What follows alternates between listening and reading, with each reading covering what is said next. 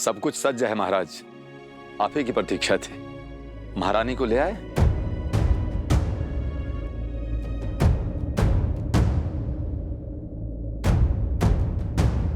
देखो, वो आ रही है देवी सीता।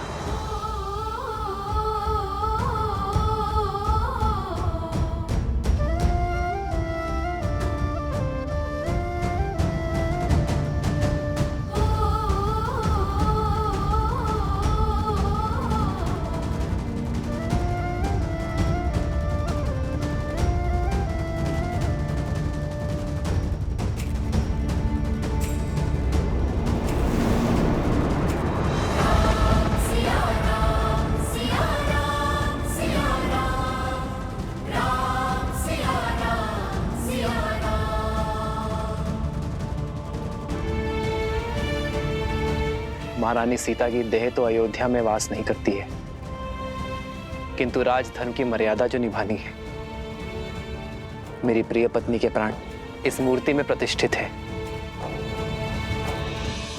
श्री राम ने हमारी मिथिला की राजकुमारी के साथ अन्याय किया है। श्री राम ने माता सीता को त्याग दिया है।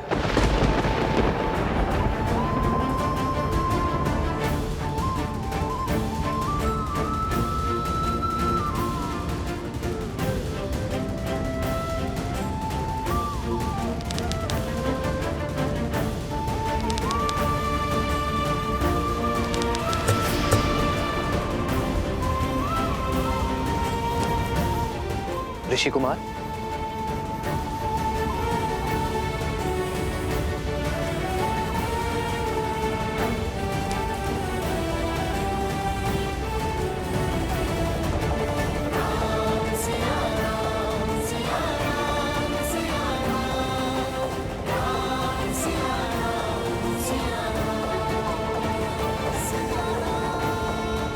अपने घाव को दबा कर रखें।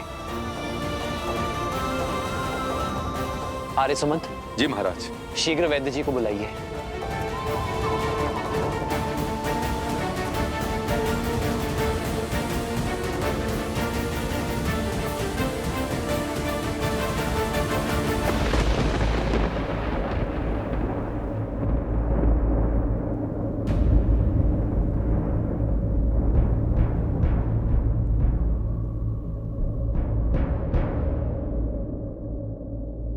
रक्त बह रहा है ऋषि कुमार, इन्हें स्वच्छ करना होगा।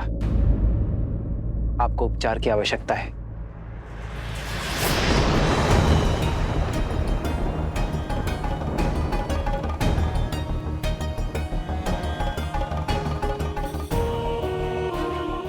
उपचार की अधिक आवश्यकता वीणा की स्टार को है।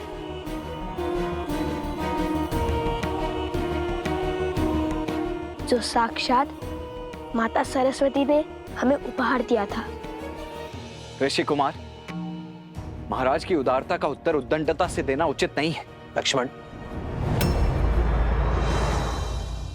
मेरा भाई उद्दंडी नहीं है, केवल उसके मुख पर बुद्धि से अधिक उसके भावों का अधिकार है। राजानुज, बिल्कुल आप ही की भांति। तुम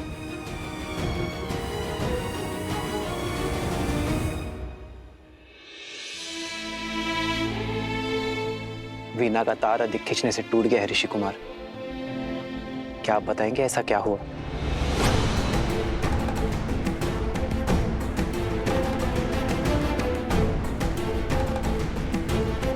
भगवान वाल्मीकि का आदेश था कि अयोध्या जाकर प्रभु श्री राम और माता सीता के गुणगान गाने का, किंतु मुझे किसी ने ये नहीं बताया कि राम सिया की कथा जो हम मंत्र मुक्त होकर गाते हैं वो अधूरी है।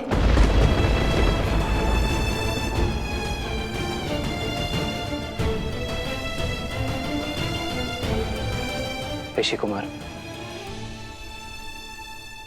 संसार हर क्षण हमारे सामने एक नई चुनौती लेकर आता है, और उस समय धर्म के लिए, कर्म के लिए जो कार्य हमें करने पड़ते हैं वो कठिन अवश्य होते हैं, किंतु अनिवार्य होते हैं। एक व्यक्ति की जीवन कथा तब तक अपूर्ण है जब तक उसके प्राण उसके तन में। तो क्या जीवन की चुनौती के लिए कोई पत्नी अपने पति का साथ और हृदय का त्याग समर्पण कर सकती है महाराज।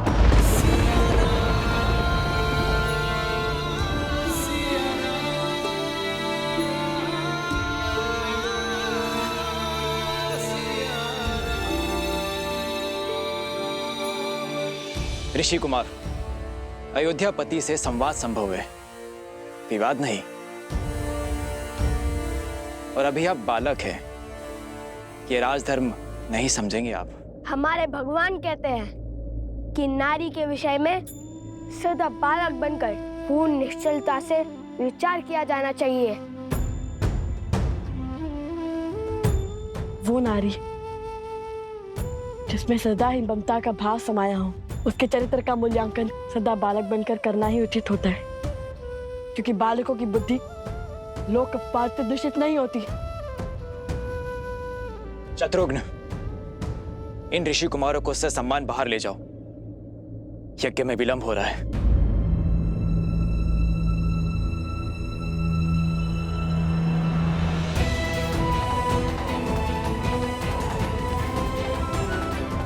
यदि मेरे श्री राम के मन में अपनी संतान के लिए प्रेम जागा तो कहीं उनका तप भंग ना हो जाए। शत्रुघ्न,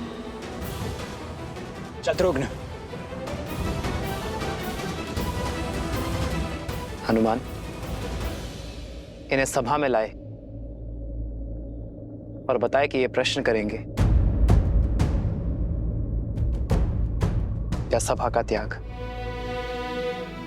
प्रभु, जो प्रश्न इनके मुख से निकल रहे हैं वो पूछने की मेरी इच्छा तो हुई, किंतु साहस नहीं।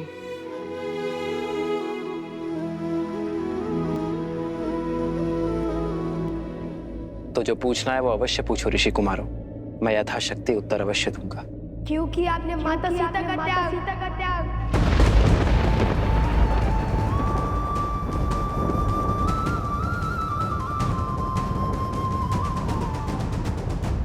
धर्म का आचरण आदर्शों के अनुसार होता है ऋषि कुमार।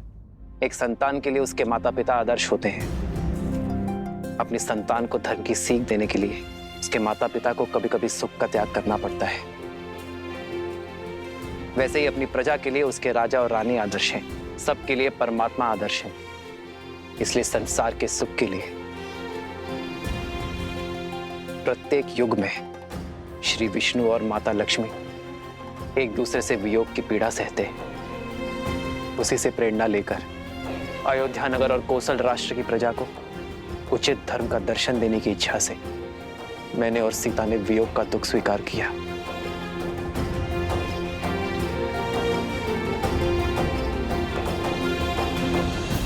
यदि महाराज को दुख देने से मन भर गया हो तो कृपा करके यहां से प्रस्थान करें ऋषि कुमार।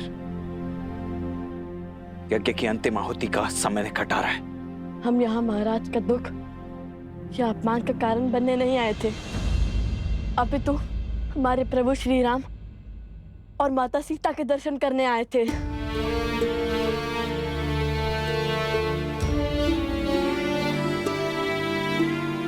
पीड़ा है तो केवल इस बात की कि हम केवल महाराज के दर्शन का सौभाग्य ले पाए, प्रभु राम के दर्शन का नहीं, क्योंकि सीता के बिना कैसे राम।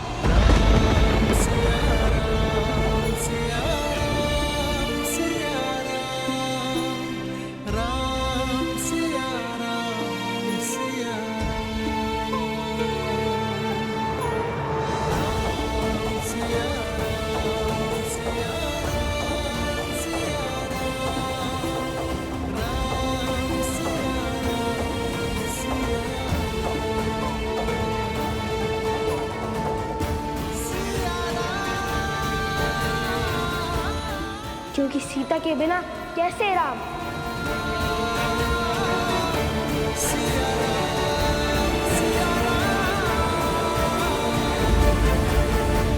पिताश्री, क्या लव और कुश के प्रश्न उचित थे? जैसे वृक्ष पर बैठे व्यक्ति को धरती पर खड़े व्यक्ति की तुलना में कहीं दूर तक दिखाई देता है, वैसे ही किसी भी व्यक्ति के प्रश्नों की मर्यादा भी उन प्रश्नों की दूरदर्शिता पर निर्भर करती है। परंतु इसका अर्थ यह कदापि नहीं कि धरती पर खड़े व्यक्ति के प्रश्न अनुचित हैं या फिर उसे प्रश्न पूछने का अधिकार ही नहीं।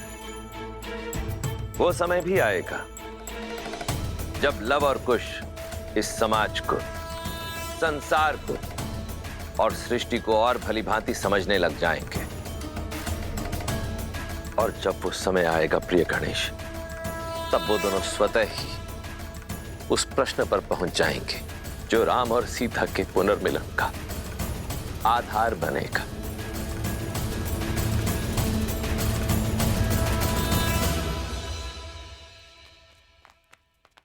अब क्या करना है? कैसे मर्यादा और न्याय की मूर्त ने अपनी पत्नी के साथ अन्याय किया।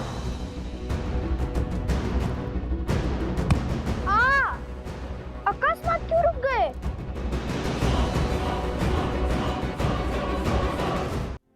भैया, अगर श्री राम ने किसी और की पत्नी के साथ अन्याय किया होता तो आप दुखी नहीं होते।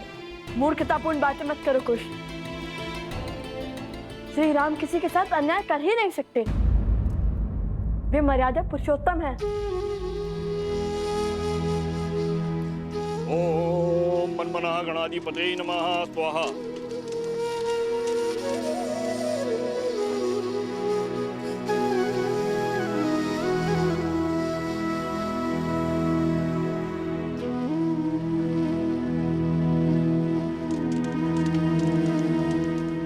तो क्या जीवन की चुनौती के लिए कोई पत्नी अपने पति के साथ और हृदय का त्याग समर्पण कर सकती है महाराज? क्योंकि आपने माता सीता का त्याग।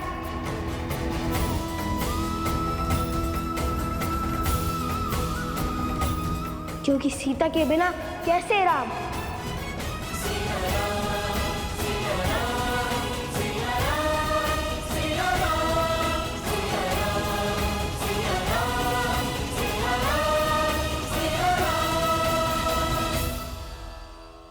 और क्या प्रमाण चाहिए? अब तो सिद्ध हो गया ना कि अयोध्या के राजा राम ने ही अन्याय किया है।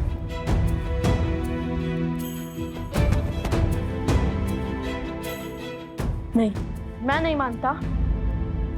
अवश्य ये कोई ऐसा भेद है जो पूरा संसार नहीं जानता है। अर्थात श्री राम कुछ छुपा रहे हैं।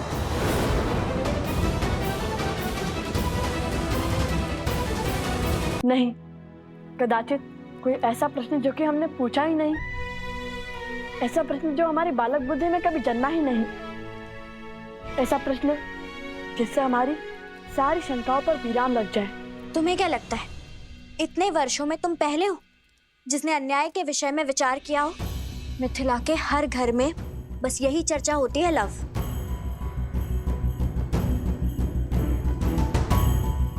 आपको केवल ये दुख है कि हम श्री राम से उचित प्रश्न नहीं पूछ पाए, किंतु मुझे देखिए, मुझे दो दुख हैं। क्या? एक तो माता सीता के दर्शन ना पाने का और दूसरा उपगुरु की पत्नी का आरोप सत्य सिद्ध होने का। हम क्यों? भाभी माँ की बातें भैया सुनेंगे। सोमकर, लाओ तो।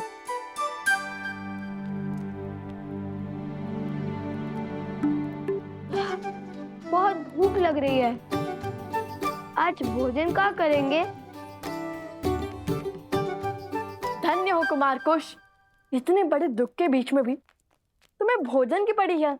दुख हृदय में है और भूख पेट में। दोनों अपने निर्णय लेने के लिए स्वतंत्र हैं। हाँ, चलो ना फिर भोजनशाला में चलकर खाते हैं। नहीं, अब हम अयोध्या का अन्न तभी खाएंगे जब माता सीता अयोध्या लौटेंगी।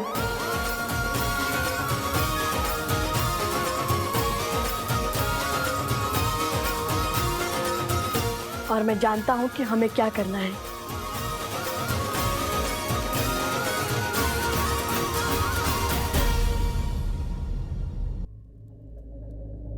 अपशगुन,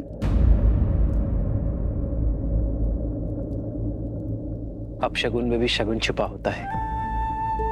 सुकर्म और सोच अपशगुन को भी शगुन बना देती है। ये भेंट मेरे सबसे महत्वपूर्ण भक्तों के लिए है।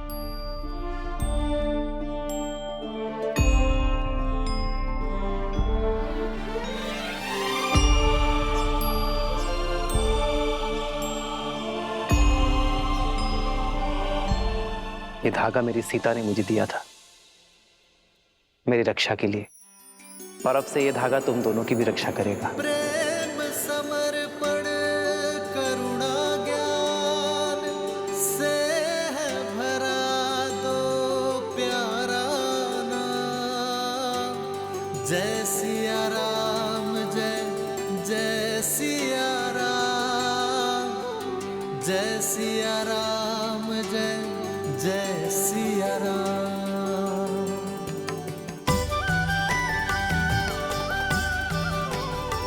प्रेम की सोच अब शकुन को भी शुभ संकेत बढ़ा देती है। निराशा में भी आशा की कोपर देने के लिए धन्यवाद महादेव।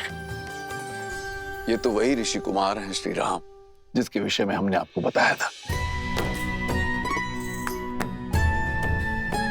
लवकुश, लव कुश।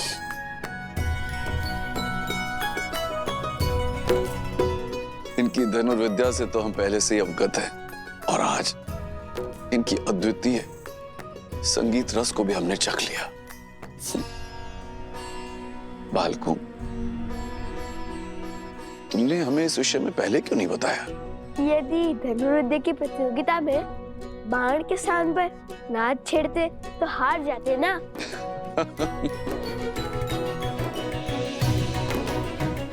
कहा वीणा और कहा धनुष, इन दोनों कलाओं में इतना भेद होने पर भी आप इन दोनों कलाओं में निपुण कैसे बन गए? नहीं नहीं, दोनों में अधिक भेद नहीं है। धनुष को बाएं हाथ से पकड़ते हैं और दाएं हाथ से कार्य करते हैं। वैसे ही वीणा को भी बाएं हाथ से पकड़ते हैं और दाएं हाथ से कार्य करते हैं। भेद तो हृदय के भावों में होता है महाराज।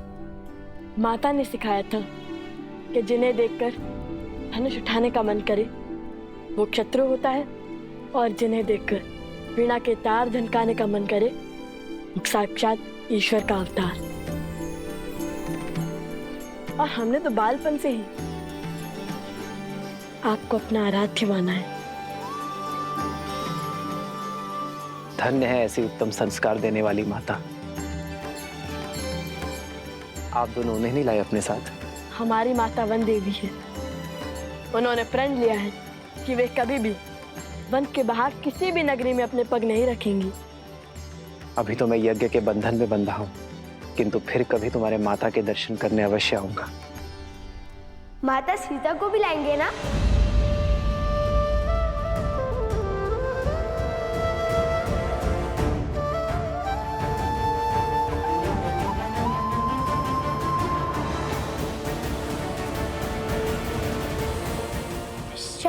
क्षमा करना, मेरा अर्थ था महारानी सीता, वो भी आएंगी ना?